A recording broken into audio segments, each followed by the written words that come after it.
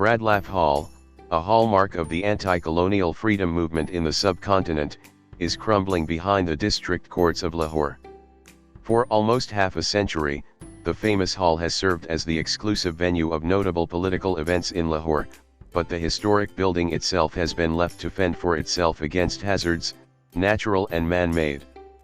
Built in the late 19th century on Radigan Road, Lahore, the Bradlaugh Hall would play host to almost all the notable leadership of India, particularly for political figures in Punjab. Irrespective of clan, creed, or even political ideologies, the hall was a famous rendezvous for Muslims, Hindus, and Sikhs alike. They would organize political sessions, give receptions to visiting leaders, and hold literary sittings or mushairahs, poetry recitings. We find that Allama Muhammad Iqbal, Maulana Zafar Ali Khan, Dr. Muhammad Ashraf, Mian Iftikhar Uddin and Malik Barkat Ali are among the stalwarts of freedom who frequently visited and gave speeches at the Bradlaugh Hall. Quaid-e-Azam Muhammad Ali Jinnah also delivered at least one speech here, on May 24, 1924, in a Caliphate movement session. The Bradlaugh Hall was constructed by funds collected from the annual session of Indian National Congress held in Lahore in 1893, and was attributed to Mr. Charles Bradlaugh, a British MP, who, for his utmost support of Indian self-rule, was greatly admired in Indian circles. Actually, it was Sardar Dial Singh who realized the need for a suitable public place to hold political events in Lahore.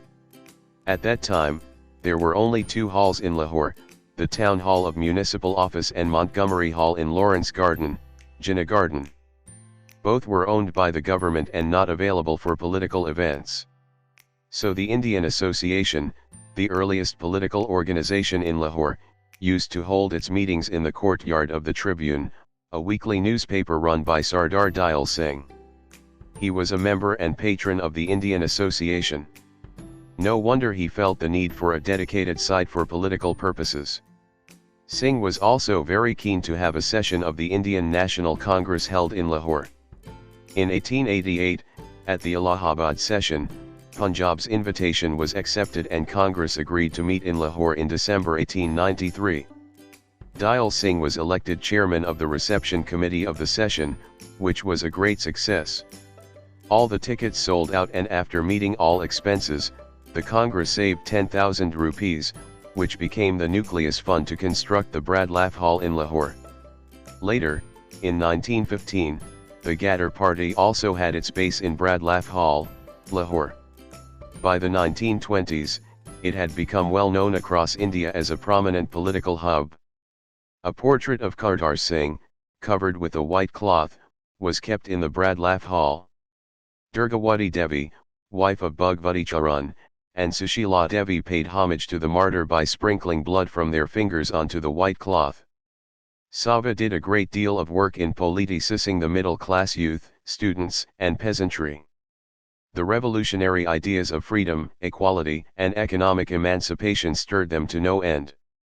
By the end of 1929, the organizational units of Sava had established in all major districts of Punjab, as well as in Sindh, up and even in far-off cities like Bombay. All these years, the Bradlaugh Hall in Lahore had been the headquarters of Naujawan Bharat Sabha. After the arrest of its founder member, Bhagat Singh, and several others in April 1929, political activities gained more momentum at the Bradlaugh Hall.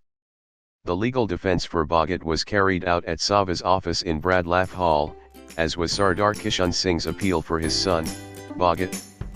But the appeals were rejected, and on March 23, 1931, three young freedom fighters in their early 20s ended up sacrificing their precious lives.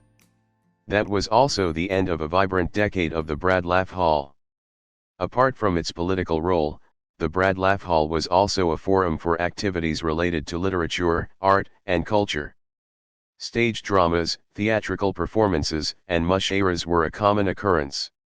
The Parsi theatrical companies of Kausji and Habib Seth were very popular, and both used to perform at the Bradlaugh Hall. In 1903, Narayan Prasad Baitab's drama Kazadi was played here. But in case of history, such assumption and fantasies mean nothing except pushing us away from the facts.